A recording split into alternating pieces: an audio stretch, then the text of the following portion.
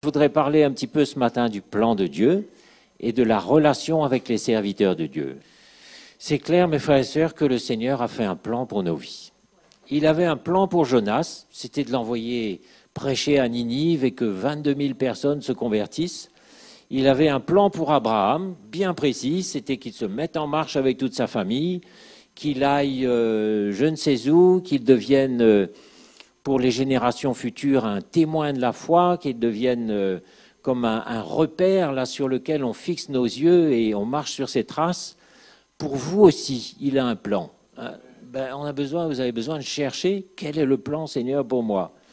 Et comme disait Peter Mackenzie, quand on regarde un match de foot en différé, on n'a pas envie de savoir quelle est la fin, qui a gagné. On ne veut pas que personne nous dise. Et de la même façon pour nos vies, on ne sait pas comment ça va se terminer. On ne sait pas où on va aller. Au fait, on est comme quelqu'un à qui on a bandé les yeux et notre papa nous tient par la main, il nous a bandé les yeux et il nous conduit. On ne sait pas où on va, mais lui, il sait. On a la découverte, on a des surprises, on ne sait pas. Mais en tout cas, une chose est sûre, c'est qu'il a tracé le plan de nos vies d'avance. Ça, il faut que ce soit bien clair parce que je ne peux pas, moi, me dire qu'est-ce que je vais faire de ma vie. Je suis jeune, je suis un jeune couple, je suis une famille toute jeune. Je ne peux pas réagir comme ça et me dire je vais construire ma vie comme ci, comme ça, je vais faire mes plans. Mais je dois savoir que le Seigneur a fait un plan pour ma vie. Tout à l'heure encore, on a prié pour ce frère que le Seigneur a repris. Nos vies ne nous appartiennent pas, mes frères et sœurs. Hein? Nos vies ne sont pas à nous. Et on nous compare souvent à des brebis. Nous avons un berger qui est avant tout le souverain berger qui est là-haut, mais il a établi aussi des bergers sur nous. Mais imaginez une brebis qui décide d'aller, tiens, aujourd'hui je vais aller dans tel champ, aujourd'hui je vais aller ici, aujourd'hui je vais faire ça. Imaginez un peu le sort de cette brebis, mais elle va se perdre, c'est évident. Elle va tomber dans un caniveau, elle va tomber du haut d'un précipice, elle va atterrir au milieu de nulle part et elle ne saura pas comment revenir dans l'enclos le soir. Une brebis ne peut pas se conduire toute seule. C'est clair, non? Donc nous aussi, nous ne pouvons pas nous conduire tout seuls.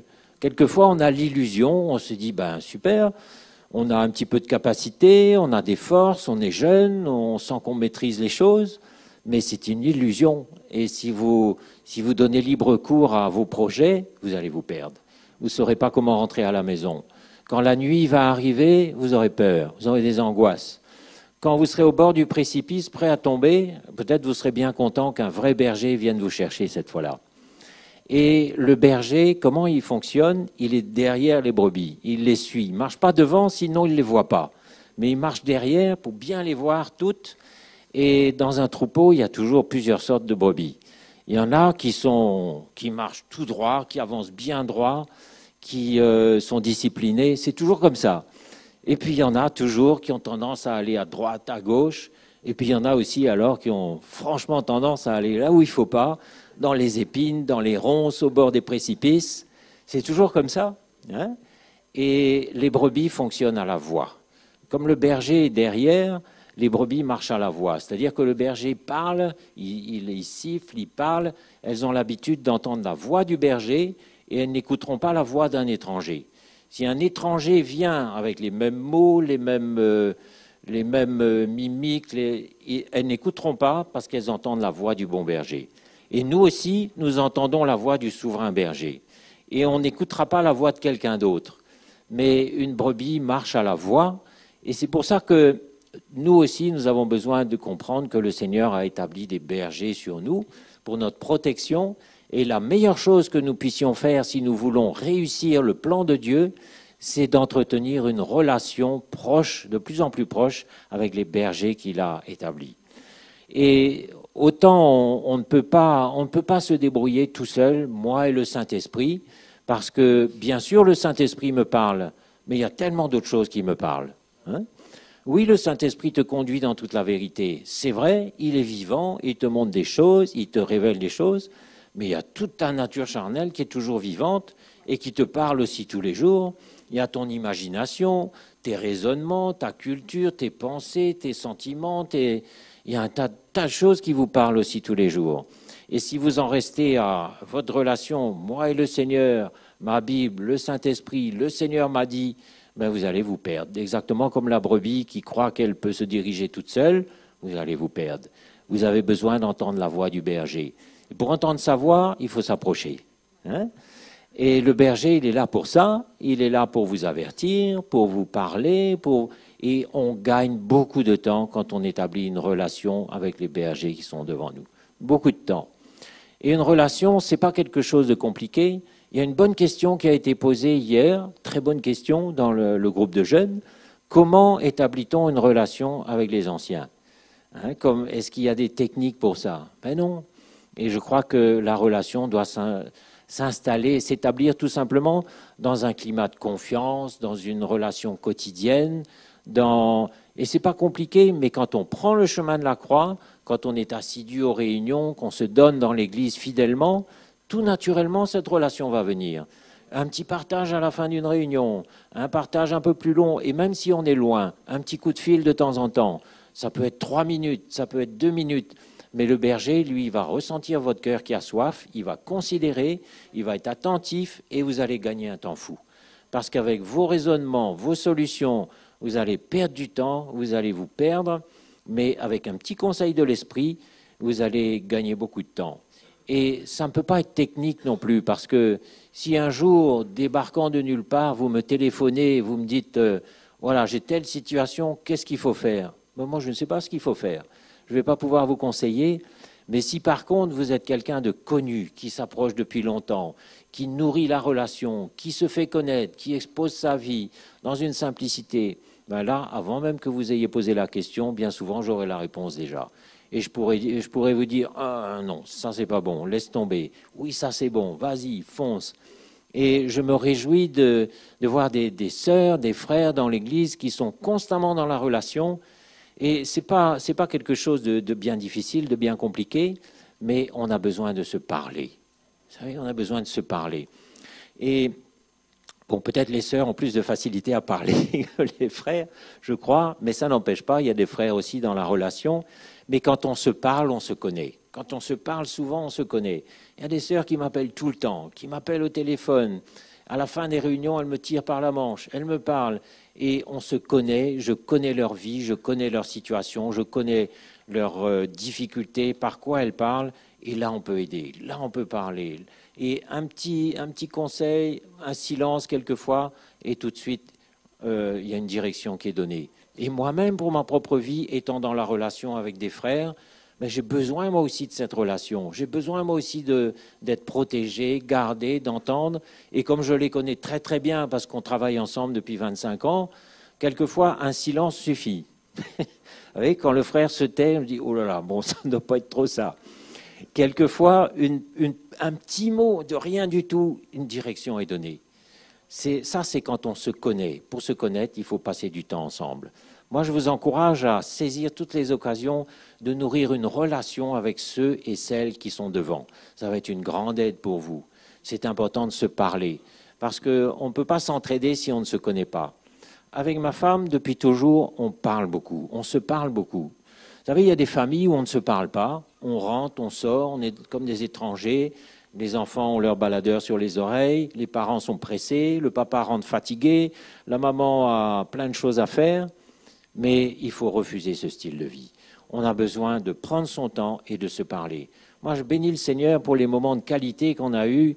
Même quand je travaillais, je rentrais un peu tard à la maison, 7h, 6h30, 7h, mais on s'asseyait avec ma femme. Comment tu as passé la journée? Qu'est-ce qui s'est passé aujourd'hui? Tiens, j'ai eu des nouvelles d'un tel, une telle m'a téléphoné. Comment tu ressens telle chose? Et on parle ensemble, on se parle, on a besoin de se parler. Et justement, le monde est fait pour vous voler votre temps. Il est fait pour ça. Il a des stratégies pour vous voler votre temps. Vous allez trouver du temps pour un tas de choses. Les réseaux sociaux.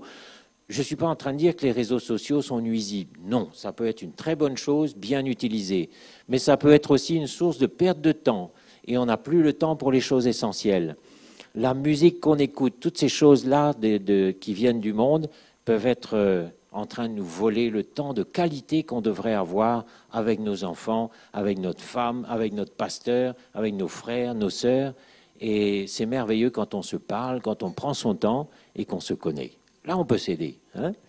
Donc, moi, je vous encourage vraiment à réaliser que si vous voulez réussir le plan de Dieu, vous aurez besoin d'une relation avec ceux qui sont devant. Et c'est sournois parce qu'on croit tellement qu'on sait. Hein. Ben oui, j'entends l'évangile, je viens à l'église, je suis fidèle au Seigneur. C'est vrai, mais il y a tellement plus de richesse. Et quelqu'un qui colle dans la relation avec ceux qui sont devant, à tous les coups, c'est quelqu'un qui va grandir. Et qui va grandir vite, qui va faire des pas de géant. Quand vous voyez quelqu'un qui décolle, très souvent, il y a des clés comme ça dans sa vie. Par exemple, on a entendu notre frère tout à l'heure nous dire combien c'est important d'avoir notre vie sur l'autel, particulièrement dans les finances. Finances données égale progrès. Relation avec ceux qui sont devant égale progrès. Et les progrès sont rapides et c'est merveilleux de sentir qu'on progresse, qu'on avance, qu'on va de progrès en progrès. Alors que c'est fatigant de sentir qu'on stagne, qu'on n'avance pas, qu'on lutte avec toujours les mêmes trucs. C'est fatigant. La vie chrétienne, ça ne doit pas être comme ça. Mais ça doit être une joie. Et puis de temps en temps, se faire rincer un bon coup aussi. Là, tu es passé à côté, excuse-moi. Et justement, quand on se connaît bien, on n'a pas de problème. Bon, ok, c'est bon, je me suis planté. On ne prend pas de gants quand on se connaît. Dis, bon, qu'est-ce que tu fabriques là? Réveille-toi, secoue-toi un peu. Tu es à côté de la plaque. Et puis, on ne fait pas une grande histoire parce qu'on a l'habitude. Ma femme me reprend. C'est une bonne chose. Me dit, là, tu dérailles. Tu as besoin de te reprendre. Ben, gloire à Dieu, merveilleux. Et moi aussi, je la reprends quand elle déraille. Mais c'est merveilleux, on se parle, on est dans la relation. Et c'est une grande aide. Relation avec ceux qui sont devant. S'il n'y a pas cette relation-là, il y a la religion. Le contraire de la relation, c'est la religion. On est dans une routine, on est bercé. Et le propre de la religion, c'est qu'on stagne. Il n'y a jamais de choses nouvelles, il n'y a jamais de progrès, il n'y a jamais de liberté qui vient. Et on voit les fruits. Hein. Donc les brebis marchent à la voix. C'est pour ça qu'il faut entendre. Et le Seigneur nous parle aussi. Et souvent, on se dit, mais on a déjà entendu ça. Ben oui, mais tu as besoin d'entendre encore. Moi, j'ai besoin d'entendre le message de la croix. On entend ça tout le temps, mais moi, j'ai besoin d'entendre tout le temps. J'ai besoin d'entendre tous les jours, parce que je suis un peu comme une brebis qui aurait tendance à se perdre. Parce que dans mon cœur, il y a plein de choses, des pensées folles qui viennent, et c'est le message de la croix qui va me ramener toujours. Et j'ai besoin d'entendre les serviteurs de Dieu tous les jours pour me ramener, pour me garder des pièges où je pourrais tomber, parce que sinon, ça va partir dans tous les sens. La relation, c'est une protection. Et ma vie ne m'appartient pas, mais vraiment, j'ai besoin de réaliser que le Seigneur a préparé des choses pour moi d'avance. Je n'ai pas besoin de me casser la tête. Qu'est-ce que tu as préparé pour... Oui, demander qu'est-ce qu'il a préparé. Mais ce n'est pas moi qui vais chercher, qui vais décider, qui vais rentrer dans des choses préparées par moi-même. Mais le Seigneur a préparé des étapes, des progrès, des difficultés, des brisements, des accomplissements. Et quand vous voyez la fin des serviteurs de Dieu, on regardera quelques exemples tout à l'heure, vous verrez que quand quelqu'un a bien suivi le plan, ben c'est merveilleux. Exactement dans le plan, la fin de la vie est chargée de fruits, paisible ou quelquefois plus violente, mais il y a quand même un fruit qui se dégage, un fruit merveilleux. Le plan de Dieu est le seul bon plan pour nous. Il n'y en a pas d'autre. Et il faut chercher ce plan-là et ne pas faire nos plans à nous. Allons lire dans Éphésiens 2, verset 9, 10.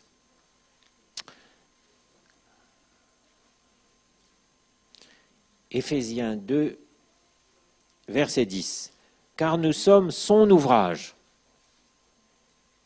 ayant été créés en Jésus-Christ pour de bonnes œuvres, que Dieu a préparées d'avance afin que nous les pratiquions. Donc, plus on marche, plus on réalise qu'on rentre dans des choses préparées d'avance. Et c'est tellement plus agréable d'être docile, d'être souple, parce que le Seigneur peut nous conduire facilement. Et moi, ça me fascine de voir depuis quelques années combien le Seigneur ferme des portes, ouvre des portes, trace un chemin pour notre famille. C'est extraordinaire de voir ça. Et souvent, comme quoi il ne faut vraiment pas se fier à ce que l'on ressent personnellement. Souvent, quand une situation arrive, on a un ressenti personnel et a posteriori, on s'aperçoit que notre ressenti n'était pas bon du tout, contrairement aux apparences, mais que ce qui est bon, c'est là où le Seigneur nous a conduits. Et on a vu plein de situations où on était prêt à se battre pour ouvrir telle porte, mais elle restait fermée. Et puis une autre porte s'est ouverte et l'expérience nous a montré que c'était cette porte-là qui était bonne. Et le Seigneur, comme ça, nous emmène à nous fonder sur la vérité, sur la foi, entendre du Seigneur et non pas faire ce que l'on ressent. Quand on fait ce qu'on ressent, bien souvent on se trompe complètement. Et en même temps, il faut avoir aussi cette liberté d'apprendre en faisant des erreurs. Quand on apprend, on tâtonne, on cherche, on rate, on recommence, et c'est comme ça qu'on apprend. Et ça, c'est une bonne chose aussi. Et le Seigneur prend plaisir à nous voir tâtonner, chercher. C'est une démarche qui est normale, mais plus on avance, plus il y a des erreurs qu'on ne fait plus aussi. Là, misère, je suis tombé dans tel piège il n'y a pas longtemps, je ne vais pas refaire la même bêtise. Mais je vais chercher le Seigneur, et quand on le cherche, c'est formidable d'apprendre à marcher par la foi. Marcher par la foi, c'est autre chose qu'avoir la foi. C'est-à-dire que dans les situations concrètes de la vie, on se met devant lui, devant un problème considérable quelquefois où on n'a pas la moindre solution, pas la moindre ressource. C'est drôle, autrefois le Seigneur permettait que j'ai des ressources, des solutions en moi-même. Maintenant, il a tout enlevé et quand une situation un peu difficile arrive, je viens devant le Seigneur en disant « Là, Seigneur, j'ai même pas un petit peu, j'ai rien.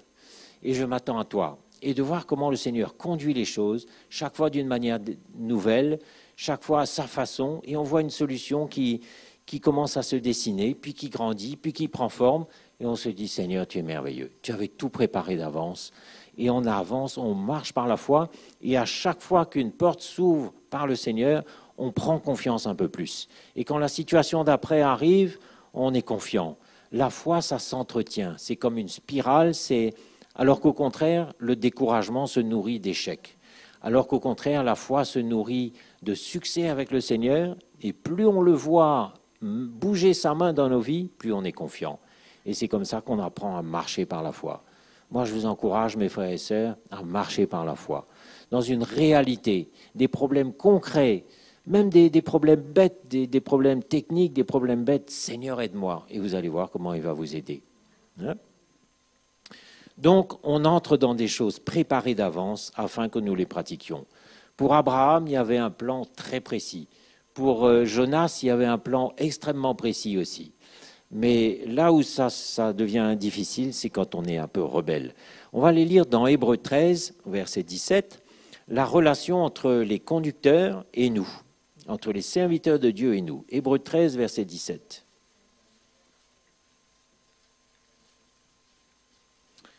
Là, ça s'adresse à vous, peuple de Dieu.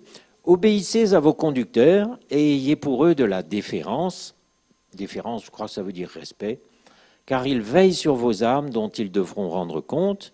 Qu'il en soit ainsi afin qu'ils le fassent avec joie et non pas en gémissant, ce qui ne vous serait d'aucun avantage. Donc ici, le texte nous encourage à coopérer, à être coopérants, à les aider, parce que le Seigneur les a mis en place pour veiller sur vous, pour vous conduire, et ils auront des comptes à rendre. Donc c'est bon quand les serviteurs de Dieu ressentent que vous êtes coopérants, que vous êtes de bonne volonté, que vous voulez les aider. Et là, on peut servir le Seigneur, non pas en gémissant. Les serviteurs de Dieu ne sont pas en train de gémir, c'est-à-dire d'essayer, vous savez, quelquefois, c'est pas facile. Mais quand on ressent le cœur des frères et sœurs qui veulent coopérer, qui aident, qui se soumettent facilement, c'est beaucoup plus facile. Donc ça, c'est l'attitude que le Seigneur nous demande au peuple de Dieu d'avoir vis-à-vis de ses conducteurs. Le Seigneur ne conduit pas son troupeau d'en haut avec seulement son Saint-Esprit, mais il a établi des hommes sur nous pour nous conduire. Et ces hommes, il leur a donné une sagesse. C'est normal, il ne va pas nous confier un travail sans nous équiper. Donc, ça ne veut pas dire perfection, ça ne veut pas dire c'est tout, mais il nous a donné une sagesse, il nous a donné ce qu'il faut.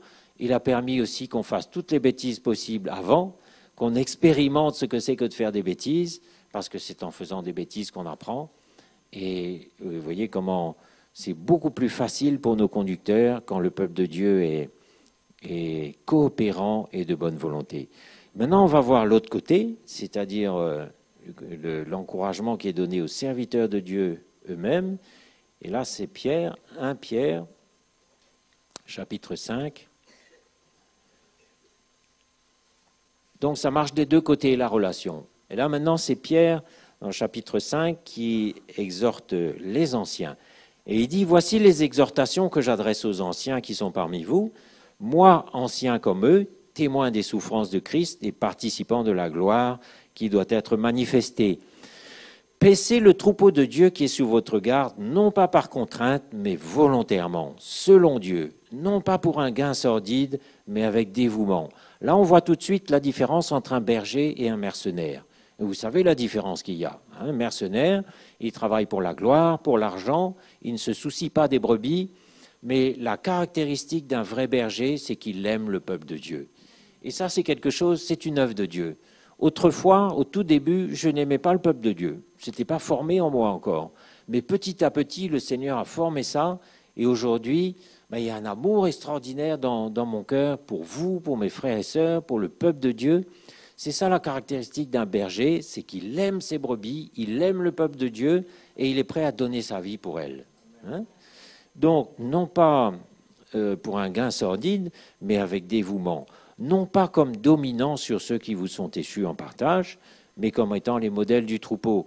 Donc, le but des serviteurs de Dieu n'est surtout pas de dominer, pas du tout. On respecte votre liberté, on veut vous voir bien, on veut vous voir épanoui dans le Seigneur, heureux, mais on n'est pas du tout en train de dominer, mais le Seigneur a prévu d'élever des modèles. Un modèle, ce n'est pas une perfection, mais c'est quelqu'un que l'on peut suivre comme on suit Christ. Paul disait ça, suivez-moi comme je suis Christ. Et des modèles, c'est indispensable parce qu'on ne peut pas inventer nous-mêmes. Comment on va savoir, comment un jeune va savoir comment il doit se comporter s'il n'y a pas déjà des modèles devant? Mais il y a des jeunes qui ont pris le chemin, qui commencent à vivre quelque chose de bien, et déjà, ceux qui suivent peuvent s'identifier, peuvent trouver des points de repère solides, et on a besoin de points de repère. On ne peut pas inventer. Un jeune couple a besoin d'avoir un modèle devant lui. Moi, j'ai eu des modèles autrefois, j'ai eu Jean-Louis et Sonia, j'ai eu le frère Mickey et la sœur Audrey, j'ai eu des modèles devant moi. On a besoin de devenir des modèles, les uns pour les autres, et quand on a un modèle devant, on peut suivre, et c'est tellement plus facile. Les modèles du troupeau. Donc, quand il y a un modèle, on peut suivre. Et le modèle, il est là dans l'esprit, dans l'Église apostolique. On peut s'identifier à ce modèle, on peut s'en inspirer, on peut le suivre. Et quand on a tous le même modèle, on est dans l'unité de l'esprit, parce qu'on n'est pas en train chacun de faire nos efforts personnels pour se dire comment je vais faire, et chacun fait à sa façon. Mais ce que le Seigneur a prévu, c'est de mettre des modèles au milieu de nous. Comment on va imiter ce modèle? En s'approchant, encore une fois. Parce que si je ne m'approche pas, comment je vais savoir comment le frère aime sa femme? Comment cette sœur-là aime son mari? Comment ce couple-là s'occupe de ses enfants? Si je suis là le dimanche seulement, je ne vais pas savoir, mais j'ai besoin d'aller vivre un peu chez eux. Frère, est-ce que je peux aller passer un moment chez toi? Est-ce que je peux m'inviter un week-end là pour aller chez toi? Et j'ai besoin d'aide concernant mes enfants. Comment j'arrive pas, je m'en sors pas avec mes enfants, ils ne m'obéissent pas. Et vous allez voir, quand on s'approche, tout de suite, avec quelques petites phrases, quelques petits témoignages, quelques exemples, vous allez voir, ah ben voilà, le modèle, c'est ça. En plus, je vois que ça marche sur le long terme parce que ça pousse bien droit, les fruits sont beaux.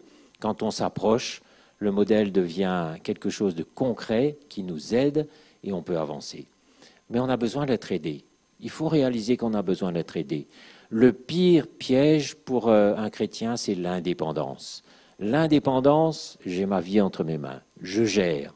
Personne ne sait ce que tu vis, personne ne te connaît, tu gères.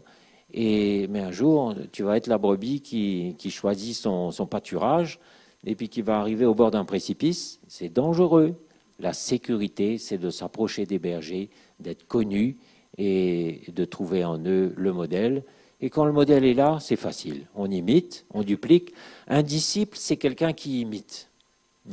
Un disciple, il imite son maître, il apprend par l'imitation.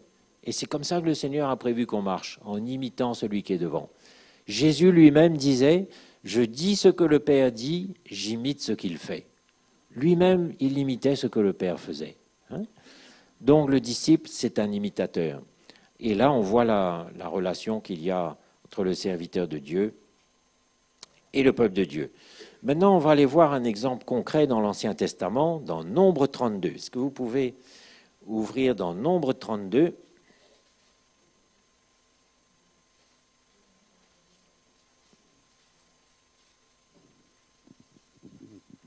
Et vous allez voir un exemple de relation, non pas entre un frère et son pasteur, mais entre deux tribus, qui étaient la tribu de Ruben et la tribu de Gad, et les relations qu'ils ont eues avec Moïse, Josué et Phiné, qui étaient les serviteurs de Dieu à l'époque. Et vous allez voir comment c'est dangereux de nourrir en nous des racines d'indépendance, des racines charnelles qui ne sont pas traitées. Et vous allez voir comment ces pauvres serviteurs de Dieu, avec eux, ont peiné, comment ils ont eu de la difficulté, comment ça a été dur pour eux de conduire ce peuple de Dieu. Et vous allez voir la triste fin que ces gens rebelles ont finalement connue. Et il s'agit d'un passage ici où le peuple de Dieu avait été conduit pendant de nombreuses années dans le désert et ils arrivaient au bord du Jourdain. Et ce Jourdain, maintenant, Josué leur avait dit, on va le traverser. Il fallait traverser le Jourdain pour entrer dans la terre promise, dans cette terre promise où coulait le lait et le miel.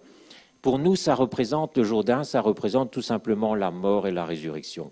Ce chemin de mort et de résurrection que nous connaissons tous les jours et qu'il faut traverser pour arriver à cette terre promise qui est la paix, qui est le royaume de Dieu en nous, établi solidement. C'est ça que ça représente. Et vous allez voir que ça nous concerne de près. Donc, au chapitre 32, les fils de Ruben et les fils de Gad avaient une quantité considérable de troupeaux. Donc, le Seigneur avait permis qu'ils soient prospères, qu'ils s'enrichissent. Ils avaient beaucoup de troupeaux. Et ils virent que le pays de Jézaër et le pays de Galaad étaient un lieu propre pour des troupeaux. Alors, ils vinrent auprès de Moïse, du sacrificateur Éléazar et des princes de l'assemblée, et ils leur dirent, verset 4, « Ce pays que l'Éternel a frappé devant l'assemblée d'Israël est un lieu propre pour des troupeaux, et tes serviteurs ont des troupeaux. » Donc là, ils se disent, le plan de Dieu, c'est qu'on traverse le Jourdain pour aller dans la terre promise, mais tout compte fait, en deçà du Jourdain, là où nous sommes, c'est très bien, il y a des pâturages. Pourquoi aller se fatiguer à traverser ce Jourdain? Pourquoi se fatiguer à prendre notre croix tous les jours? On est très bien là, on va poser nos tentes, on va se poser là avec nos troupeaux. Il y a de la bonne herbe, il y a le Jourdain à côté, il y a tout ce qu'il faut. En d'autres termes, ils étaient attachés à leur richesse, attachés à leur sécurité personnelle et plus du tout prêts à payer le prix pour accomplir le plan de Dieu. Et qu'est-ce qu'ils ont fait? Au lieu de se soumettre au plan de Dieu, ils ont commencé à discuter avec les serviteurs de Dieu. Et vous allez voir comment c'est triste d'en arriver là, parce que finalement, on a déjà fait son plan et on va essayer maintenant de bouger la main du serviteur de Dieu pour bénir notre plan. Et on vient dans la relation cette fois-là, mais une relation mal comprise, superficielle, et on dit, frère, tu vois, j'ai tel plan et je suis sûr que c'est bon, est-ce que tu peux bénir mon plan maintenant? On a fait notre plan et on demande au Seigneur de bénir notre plan. Mais ce n'est pas comme ça que ça marche. On doit venir avec un cœur ouvert, un cœur qui renonce à soi. Ils auraient dû renoncer à leurs troupeaux, à leurs possessions, à leurs richesses, à leur confort, et penser aussi à leurs enfants, à leur famille, et payer le prix qu'il fallait pour traverser ce Jourdain avec leurs frères et aller s'établir là où le Seigneur avait planifié. Le Seigneur avait un lieu bien précis pour eux. Ce n'était pas là. Et donc, ils disent finalement, ne nous fais pas passer le Jourdain. Verset 6, Moïse répondit aux fils de Gad et aux fils de Ruben, vos frères iront-ils à la guerre et vous, vous allez rester ici? Pourquoi voulez-vous décourager les enfants d'Israël de passer dans le pays que l'Éternel leur donne? Donc, il y a une discussion qui commence, c'est triste. On ne devrait pas arriver à une situation de négocier avec les serviteurs de Dieu, de discuter avec le Seigneur. Mais on voit aussi ici la patience du serviteur de Dieu qui va écouter les arguments et qui va finalement dire, ok, vous pouvez rester là. La seule condition, c'est que vous accompagnez vos frères de l'autre côté du Jourdain pour conquérir le terrain, pour vous battre avec les ennemis. Et effectivement, ils ont accepté de faire ça. Ils sont allés de l'autre côté du Jourdain, ils ont fait la guerre avec leurs frères pendant 7 ans. Donc, ils ont payé un prix quand même. Ils ont même été prêts à littéralement prendre leur croix, à payer un prix, à soutenir leurs frères, mais leur idée, leur motivation ne les quittait pas. C'était ensuite de revenir pour faire leur plan là où ils avaient décidé. Mes frères et sœurs, quand on ne veut pas lâcher nos plans, c'est dangereux. Quand on est décidé à à faire semblant de payer le prix, à prendre notre croix, mais sans vraiment laisser le Seigneur traiter les racines de notre être en profondeur. Il y a toujours une racine charnelle, une racine d'indépendance qui est toujours là, pas traitée. C'est dangereux et à la première occasion, on retourne dans notre plan et on perd les promesses. Il y avait un héritage, il y avait des promesses, il y avait un bon plan. Et pendant quelque temps, vous allez voir, ça fait illusion. Ça peut. Moïse même a dit, ok, allez-y. Vous savez, quand on s'entête, le Seigneur peut vous relâcher. Si vous vous entêtez, il peut vous dire, ok. Le serviteur de Dieu lui-même va vous dire, fais ce que tu as décidé, fais. On ne va pas se battre avec vous. Et quand les Israélites avaient demandé un roi, l'Éternel lui-même avait dit, ok, je vais vous donner un roi, vous allez voir. Donc, il faut bien faire attention dans la relation, comment on demande, qu'est-ce qu'on demande et qu'est-ce qu'on entend aussi comme réponse. Et si vous êtes si vous êtes vraiment sur la croix, vous allez discerner que j'ai pas eu l'approbation, j'ai pas eu vraiment l'approbation. Hein? Il faut s'assurer de nos motivations. Donc, Moïse les secoue un peu, verset 14.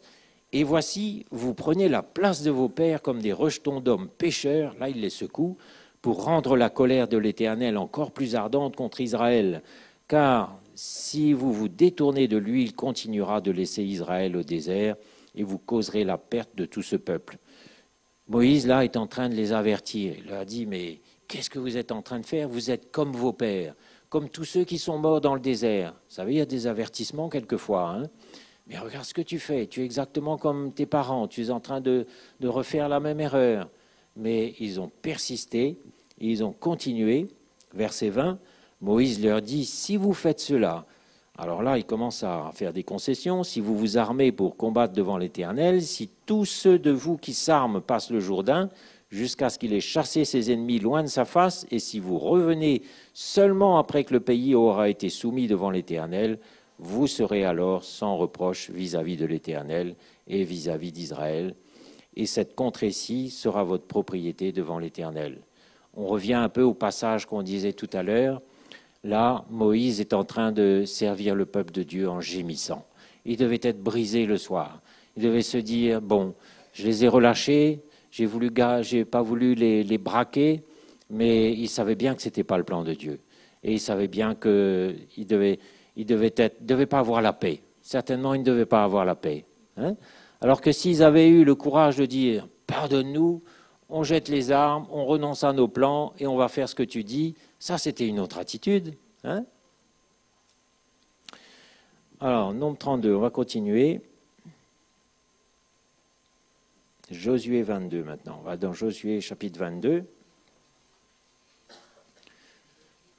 Donc pendant 7 années, ils vont guerroyer avec leurs frères fidèlement. Ils vont faire tout ce que Moïse leur avait demandé.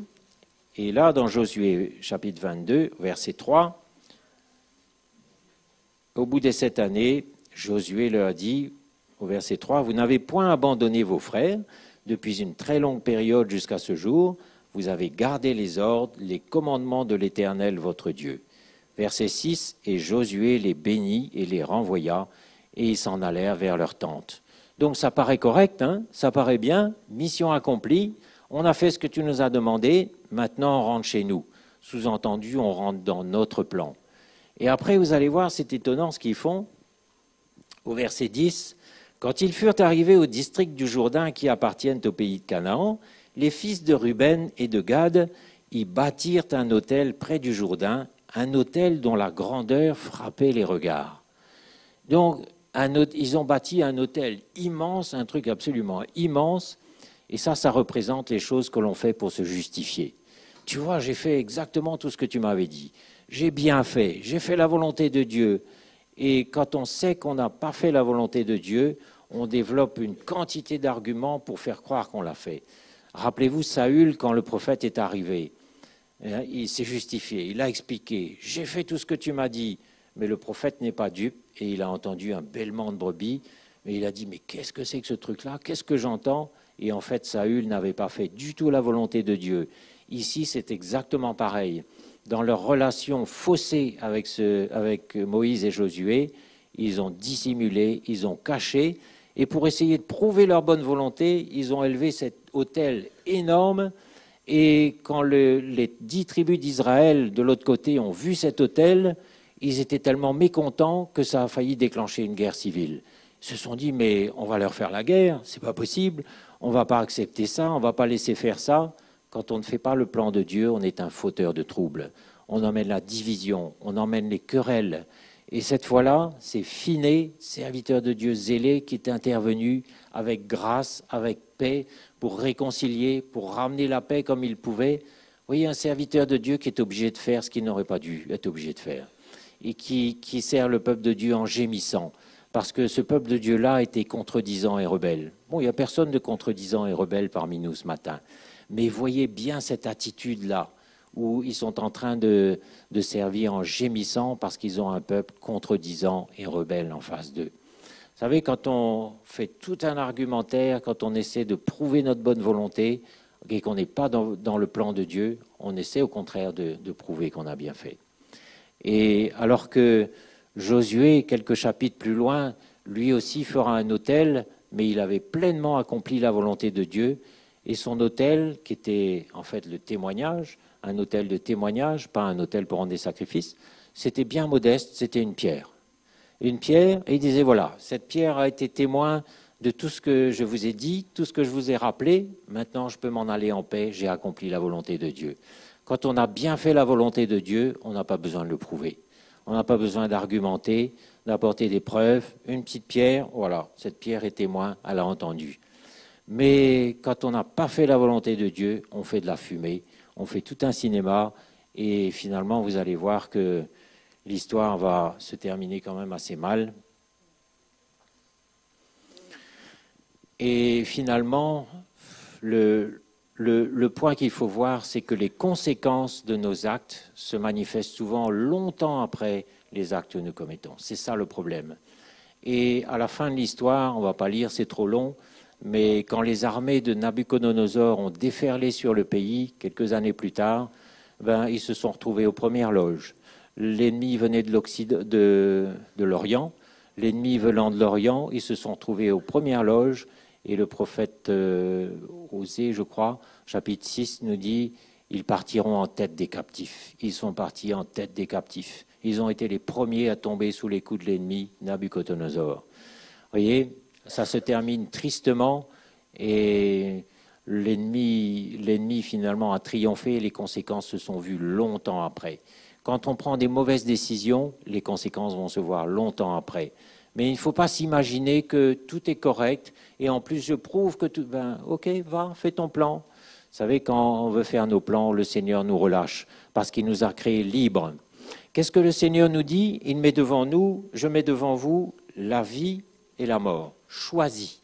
Le Seigneur nous dit choisis. Je t'instruis, je t'éclaire, mais c'est toi qui vas choisir ton mari, ta femme, c'est toi qui vas choisir ton travail, je vais te montrer ce qu'il faut faire, je vais t'éclairer, je vais t'emmener dans la relation pour que tu sois éclairé, que tu aies des modèles, mais après c'est toi qui choisis. Je mets devant toi la vie et la mort, choisis. C'est important, mes frères et sœurs, de ne pas faire n'importe quoi avec notre liberté, de ne pas s'illusionner en croyant qu'on peut gérer notre vie, qu'on a notre vie entre nos mains. Ma vie ne m'appartient pas, mais il y a quelqu'un d'autre qui a tracé un plan pour moi. Il y a quelqu'un d'autre qui avait prévu pour moi telle épouse, tels enfants, tel appel. Il y a toutes sortes d'appels parmi vous aujourd'hui. Il y avait beaucoup de jeunes hier parmi nous. Certains sont appelés peut-être à devenir diacres, d'autres peut-être à devenir évangélistes, comme Philippe dans le livre des Actes. Certaines sont appelées à devenir des mères de famille exemplaires, d'autres des femmes d'anciens. Il y a des appels qui sont tout tracés d'avance et nous sommes appelés à rentrer dans des choses préparées d'avance en renonçant à nos plans et à nos idées et en prenant notre croix. Notre plan, on aimerait bien, on y est tellement attaché. Mais quand je vois la fin de vie d'un homme comme Caleb qui avait pleinement suivi, vous allez voir, c'est savoureux, la vie d'un homme comme Caleb, Josué chapitre 14, c'est pas bien loin. Cet homme-là, vous le connaissez tous, il était à côté de Josué lors de ce moment difficile de l'espionnage du pays. Il avait pleinement suivi. Et il était certainement âgé à ce moment-là, il devait avoir peut-être 80 ans, alors qu'il avait commencé à servir le Seigneur tout jeune à côté de Moïse. Et là, vous allez voir son héritage, verset 13 du chapitre 14. Josué bénit Caleb, fils de Jephuné, et il lui donna Hébron pour héritage. Un héritage magnifique. Hébron, la cité de David, qui allait devenir la cité de David. C'est ainsi que Caleb, fils de Jephuné, le Kénizien, a eu jusqu'à ce jour Hébron pour héritage parce qu'il avait pleinement suivi la voie de l'Éternel, le Dieu d'Israël. Hébron s'appelait autrefois Kiriat Arba. Arba avait été l'homme le plus grand parmi les Anakim, ces fameux géants qui terrifiaient les Hébreux. Le pays fut dès lors en repos et sans guerre. Voilà le fruit. Un homme âgé qui a parfaitement accompli le plan de Dieu, il est en repos, pas de guerre, le repos tout autour de lui, la paix, et en plus un héritage magnifique, Hébron, la cité de David, le plus beau des héritages, ça c'est merveilleux. Alors que l'héritage de ces deux tribus, de Ruben et Gad, qui avaient été rebelles et contredisants, ils sont partis à la tête des captifs en captivité à Babylone. Mes frères et sœurs, nos vies ne nous appartiennent pas. Et moi je vous donne un bon conseil, cherchez à nourrir, à établir des relations. Sans relation, c'est la religion. Mais avec la relation, il y a tout ce que Dieu a prévu. La correction, le conseil de l'esprit, le modèle, la vie du disciple qui imite son maître, des progrès, des fruits. Et une relation, ce n'est pas très compliqué, ça se fait dans la simplicité. Il n'y a personne qui se campe sur une position ici. Il n'y a aucune position, ce n'est pas comme dans l'armée, hein, il n'y a pas de position, mais il y a des relations de simplicité. Moi, j'ai des relations d'une totale simplicité avec tous ceux avec qui je travaille dans l'église de Rouen. Ça n'empêche pas qu'il y a un respect. Ça n'empêche pas aussi qu'on sait qu'il y a différentes onctions dans le corps de Christ. Ça, c'est bien clair pour tout le monde. Mais là-dedans, il y a de la simplicité pour aller manger les uns chez les autres, pour passer un petit moment ensemble chaque fois qu'on peut. Ça peut être un petit mot à la fin d'une réunion. Tiens, il y a tel problème, qu'est-ce que tu en penses? Relation, communication, on se parle, on se connaît. Et quand on se connaît bien, les choses vont vite. Ceux que je connais bien, d'avance, je sais déjà je ressens leur cœur, dans une espèce d'empathie, je sais ce qu'ils vivent, je peux m'identifier à leurs difficultés d'aujourd'hui, je me vois dedans autrefois, je peux les conseiller, beaucoup de choses, et je vois que ces gens-là gagnent du temps. Et ils évitent beaucoup d'erreurs qui les auraient fatigués, mais ils vont droit au but, et ils grandissent, ils avancent, et il y a les fruits. Et la fin de la vie de quelqu'un qui a pleinement suivi les voies de Dieu, comme Caleb, c'est réjouissant. Je n'ai pas envie de me consumer en regret à la fin de ma vie et de me dire, mince, si j'avais écouté, si j'avais consulté, si j'avais cherché de l'aide. C'est tellement triste quand les dégâts sont faits. Quand nos enfants ont poussé de travers comme un tronc d'arbre là qui est couché et plus personne ne peut redresser ça. Quand on s'aperçoit qu'on est marié avec la mauvaise personne et c'est trop tard. Quand on a pris le mauvais job et on est épuisé par notre job, on perd notre huile, on n'a plus d'onction, mais il vaut mieux avoir un morceau de pain sec pour avoir refusé le super job, mais avoir du temps pour se parler, pour être dans la communion fraternelle, pour chercher de l'aide, pour être dans les réunions de l'Église. Ça vaut tellement mieux de faire des choix, des bons choix, et je vous dis, ça va tellement plus vite et c'est tellement plus clair quand on suit. Élisée suivait Élie de tout près. Et Élie lui avait dit, si tu me vois au moment où je suis enlevé, tu recevras une double portion de mon onction. Si tu me vois pendant que je suis enlevé. Donc, il ne quittait pas Élie des yeux. Il ne le quittait pas des yeux.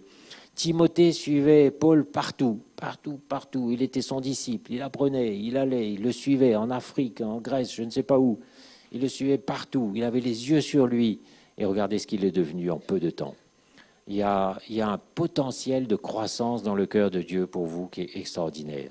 Mais c'est vous qui choisissez.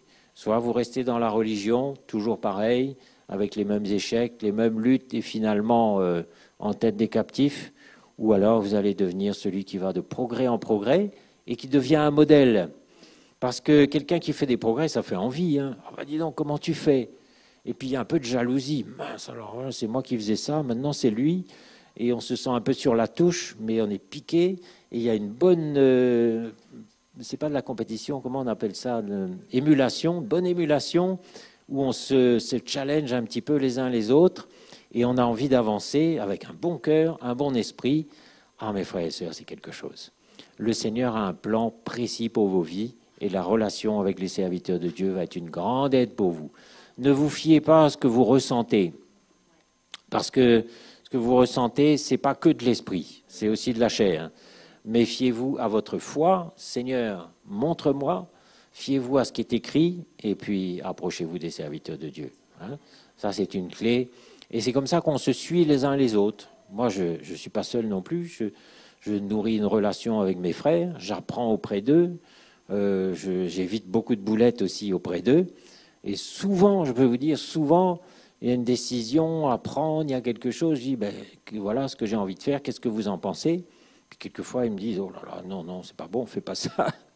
J'apprends moi aussi, je soumets, je questionne, je cherche de l'aide, et c'est une grande aide. Hein? Donc on a un exemple ici de quelqu'un qui avait, de 2 tribus qui ont fait leur plan, qui ont été contredisants et rebelles, qui ont nourri leur chair, alors que leur chair aurait dû mourir, et on voit des résultats désastreux, mais on a plein de modèles au contraire de gens qui ont été dans la victoire et qui ont connu une fin de vie. Vous savez, le moment décisif pour la course du chrétien, c'est la fin. Mieux vaut la fin d'une chose que son commencement. La fin, les fruits, c'est là que l'œuvre de chacun sera vue. Donc, allons droit au but, ne perdons pas de temps, et le Seigneur va nous aider. Donc, je suis sûr qu'au milieu de nous, ce matin, il y a des cœurs ouverts, je crois que le Seigneur nous parle, et si on a raté, si on est passé un peu à côté, si on a été un peu rebelle comme ces gens-là, ben, allons dire au Seigneur simplement, aide-moi. Aide-moi à envisager la relation autrement, avec un bon cœur. Un cœur ouvert, qui est prêt à entendre, qui est prêt à être repris, qui s'approche. Et le Seigneur est là, il va nous aider. Hein? Allez, on va se lever et le Seigneur va nous aider.